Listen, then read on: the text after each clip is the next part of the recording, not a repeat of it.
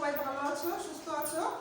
আজকে আমরা দ্বিতীয় শ্রেণীর আমার বাংলা বই এর রাজা ও তার তিন কন্যা, এই গল্পটি রাজা ও তার তিন কন্যা এর 11 নম্বর পৃষ্ঠায় যে শব্দের অর্থ শূন্যস্থান ও যুক্তবর্ণ আছে সেগুলো আমরা আজকে জানবো। তো বন্ধুরা, তোমরা সবাই তোমাদের আমার বাংলা বইটি হাতে নিয়ে নাও এবং তোমাদের সাথে আজকে আমি পুরো ক্লাস ধরে আছি আফরোজা আক্তার রুনা। তোমরা নিশ্চয়ই তোমাদের বাংলা আমার বাংলা বইটি হাতে নিয়েছো। এবার তোমরা 11 নম্বর পাতাটি খোলো। এর আগের ক্লাসে আমরা কি করেছিলাম, আমাদের রাজা ও তার তিন কন্যা গল্পটি সুন্দরভাবে রিডিং করে বুঝেছি। নিশ্চয়ই তোমরা গল্পটি বুঝতে পেরেছো এবং বাসায় আবারও রিডিং করে সুন্দর করে বুঝে নিয়েছো। তো বন্ধুরা, চলো প্রথমেই আমরা শিখবো 11 নম্বর পাতায় যে শব্দের অর্থগুলো আছে সে সম্পর্কে জানবো। 1 নম্বরে আছে, দেখো, শব্দার্থ। শব্দগুলো পাঠ থেকে খুঁজে বের করি, অর্থ বলি। এখানে কিছু শব্দ দেওয়া আছে এবং এর অর্থগুলো আমরা জেনে নেব। প্রথমেই আছে, দেখো, জবাব। তারপর আছে হাসির রেখা,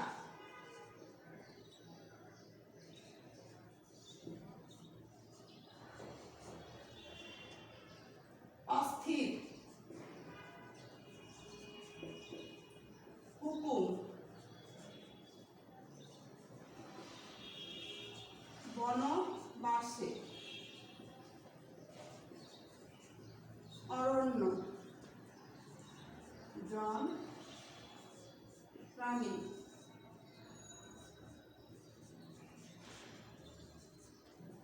খেয়াল। প্রথমে আমরা এই কয়েকটি শব্দের অর্থ লিখে নিই। প্রথমে আছে, দেখো, জবাব। জবাব শব্দের অর্থ হচ্ছে উত্তর। এরপর আছে হাসির রেখা, অর্থ হাসির চিহ্ন। এটা হচ্ছে শব্দ, এগুলো হচ্ছে এর অর্থ। অস্থির, চঞ্চল। তোমরা অবশ্যই সাথে সাথে খাতায় শব্দের অর্থগুলো লিখে নিবে। হুকুম, আদেশ। বনবাসে, বনে বাস করার জন্য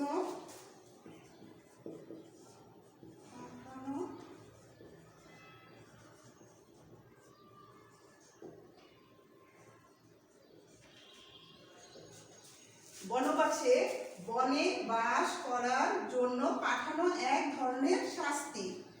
অরণ্য, গাছ পালায় ভরা বন,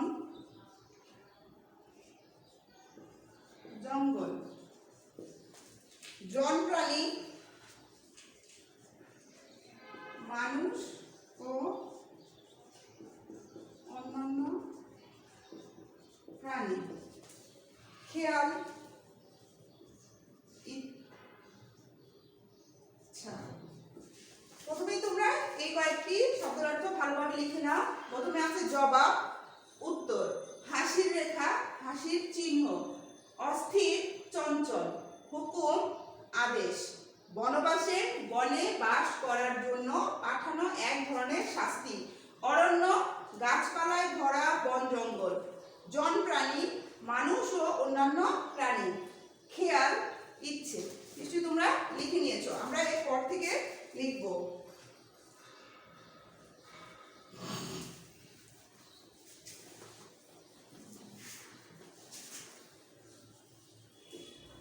এরপরে আছে, দেখো, উজির, মন্ত্রী। উজির অর্থ মন্ত্রী। নাজির, নাজির অর্থ রাজার কর্মচারী।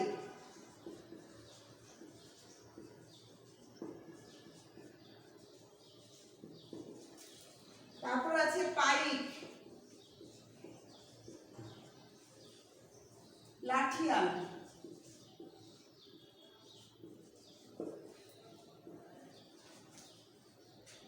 বরকন্দাজ,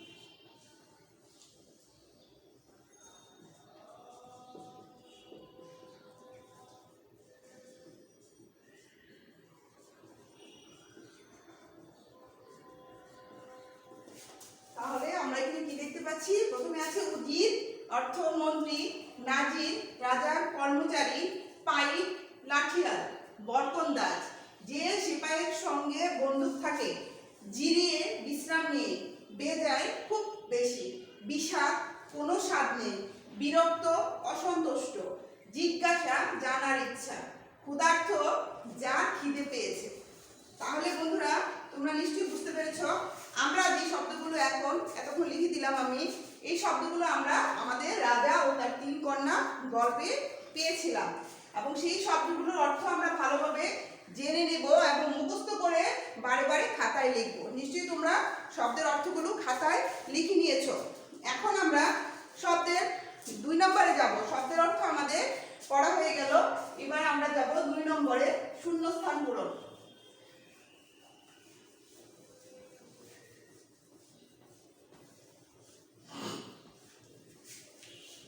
এখন আমরা করব 2 নম্বর। 2 নম্বরে আছে দেখো ঘরের ভিতরে শব্দগুলো খালি জায়গায় বসিয়ে বাক্য তৈরি করি। প্রথমেই আছে হুকুম, অস্থির, বেজায়, জন প্রাণী, বরকন্দাজ, বিষাদ, বনবাসী। যে শব্দটি যে স্থানে সঠিক স্থানে বসিয়ে একটি পূর্ণ বাক্য তৈরি করতে হবে। এখানে প্রথমেই ক নম্বরে আছে বিপদে ঢ্যাস হওয়া ভালো নয়। ক নম্বরে কি আছে? বিপদে ঢ্যাস হওয়া ভালো নয়। কি হবে? অস্থির। বিপদে অস্থির হওয়া ভালো নয়। ক নম্বর উত্তর। খ নম্বরে আছে বাবা কাজটা করতে ঢ্যাস দিলেন। কি করলেন? হুকুম দিলেন। হুকুম। গ নম্বরটি হবে এবছর ঢ্যাস শীত পড়েছে। খালি ঘরে কি বলবে? বেজায়। এবছর বেজায় শীত পড়েছে। ঘ নম্বরে আছে দেখো চাঁদে কোনো ঢ্যাস নেই। চাঁদে কোনো জন প্রাণী নেই। জন প্রাণী নেই। উম নম্বরে আছে নুন ছাড়া খাবার খেতে ঢ্যাস লাগে। কি লাগে? বিষাদ লাগে। বিষাদ মানে কোনো স্বাদ লাগে না, বিষাদ লাগে। চ নম্বরে আছে রাজা মেয়েকে ঢ্যাস পাঠালেন। কোথায় পাঠালেন? বনবাসে। বনবাসে। ছ নম্বরে আছে ঢ্যাস জমিদার বাড়ি পাহারা দিত। বরকন্দাজরা।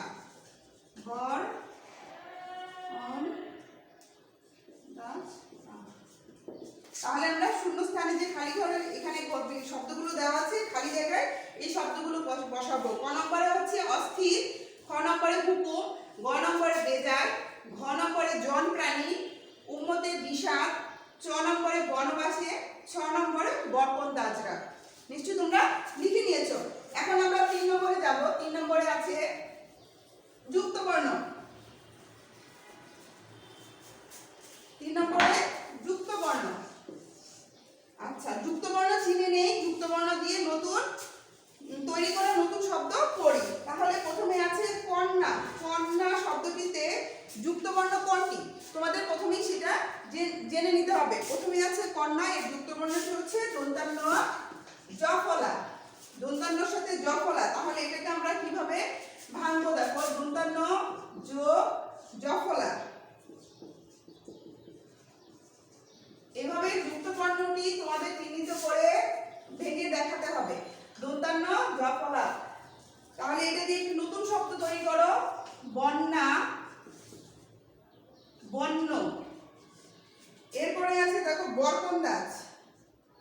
বরকন্দাজে যুক্তবর্ণ কোনটি? দন্তান্ন দ। তাহলে এটাকে আমরা কিভাবে লিখতে পারি? দন্তান্ন যোগ দন্তান্নর সাথে কি আছে? দ আছে। তাহলে এটি হচ্ছে ছন্দ, খন্দ। এরপরে আছে পয়রফলা। প্রাণী। প্রাণীর যুক্তবর্ণটি কি? পয়রফলা। তাহলে এটা আমরা কি লিখতে পারি? প্রথমেই দেখা আছে পরে প যোগ রফলা। রফলা। প্রথম প্রাণ। দুটি শব্দ, নতুন দুটি শব্দ তৈরি করলাম। এখন আছে দেখো ক্ষুধার্ত। ক্ষুধার্ত যুক্তবর্ণ হচ্ছে যুক্ত খ, ক্ষীয়। তাহলে এটা ক যোগ মূর্ধন্য ষ। এ দিয়ে আরেকটি শব্দ ক্ষমা, খন। এরপর আছে রান্না। দন্তান্ন যোগ দন্তান্ন। দেখো উপরে একটি দন্তান্ন, নিচে একটি দন্তান্ন। তাহলে প্রথমে একটি দন্তান্ন যোগ এরপর আরেকটি দন্তান্ন লিখবো এবং কান্না পান্না, নতুন দুটি শব্দ লিখলাম। তো বন্ধুরা তোমরা প্রথমেই যুক্তবর্ণ লেখার সময় খেয়াল করবে যে প্রথম কোন বর্ণটি আছে তারপরে কোনটি আছে। প্রথমে যে বর্ণটি থাকবে প্রথমে আমরা সেটি লিখবো, তারপর যোগ দিয়ে তারপরটি লিখবো। এখানে যেমন দেখো প্রথমে দন্তান্ন আছে, এই জন্য প্রথমে এখানে দন্তান্ন লিখেছি, সাথে আছে জফলা, জফলাটি পরে লিখেছি। এখানে যেমন প্রথমে লিখেছি দন্তান্ন দ, তাহলে প্রথমে আছে দন্তান্ন, এই জন্য দন্তান্ন লিখলাম, সাথে আছে যুক্ত দ, এই জন্য পরে দন্তান্ন লিখলাম। পয় রফলা, তাহলে পটা আগে লিখতে হবে, রফলাটা পরে লিখতে হবে। এরপর আছে ক্ষিয়, ক যোগ তালবস্য, এখানে এটা একটা যুক্ত বর্ণ, এটাকে এভাবে ক যোগ মূর্ধন্য স দিয়ে ভেঙে দেখাতে হবে। এখানে আছে দন্তান্ন ন, তাহলে প্রথমে আমরা একটি দন্তান্ন লিখেছিলাম, এখানে লিখলাম, এর নিচে আরেকটি দন্তান্ন আছে, এই জন্য পাশে যোগ দিয়ে আরেকটি দন্তান্ন লিখলাম, তাহলে হলো নয় ন। তাহলে দন্তান্ন জফলা দিয়ে কি হবে বর্ণা বর্ণ, দন্তান্ন দ ছন্দ খন্ড, পয়রফলা প্রথম প্রাণ, ক্ষিয় ক্ষমা ক্ষণ, দন্তান্ন ন কান্না পান্না। এভাবে তোমরা তোমাদের মতন করে নতুন নতুন শব্দ লিখতে পারো, তোমাদের জানা অন্য কোনো নতুন শব্দ তোমরা এখানে লিখে ব্যবহার করতে পারো। তাহলে বন্ধুরা আজকে আমরা কি শিখলাম, রাজা ও তার 3 কন্যা গল্প থেকে 11 নম্বর পৃষ্ঠার 1 থেকে 3 পর্যন্ত শব্দের অর্থ ছিল 1 নম্বরে, 2 নম্বরে ছিল খালি ঘর পূরণ, 3 নম্বর হচ্ছে যুক্ত বর্ণ। তাহলে এই 3টি আজকে আমি তোমাদেরকে যেগুলো বোর্ডে লিখে দিয়েছি তোমরা অবশ্যই ভালোভাবে সেগুলো বারবার করে পড়বে, মুখস্থ করবে এবং সাথে সাথে লিখবে যেন বানান ভুল না হয়। এরপর তোমরা সুন্দর করে ভালোভাবে এই 3টি 1 থেকে 3 নম্বর পর্যন্ত খাতায় লিখে সুন্দর করে মুখস্থ করে বারবার লিখবে যেন বানান ভুল না হয়। বারবারই বলছি আমি, বানান ভুল হলে কি হবে তোমাদের নাম্বার কম আসবে। তাহলে তোমরা নিশ্চয়ই এই পড়াগুলো ভালোভাবে তৈরি করে রাখবে। তো তোমাদের সাথে আগামী ক্লাসে নিশ্চয়ই আমার আবার দেখা হবে। আজকের মতো তোমাদের কাছ থেকে বিদায় নিচ্ছি, আল্লাহ হাফেজ।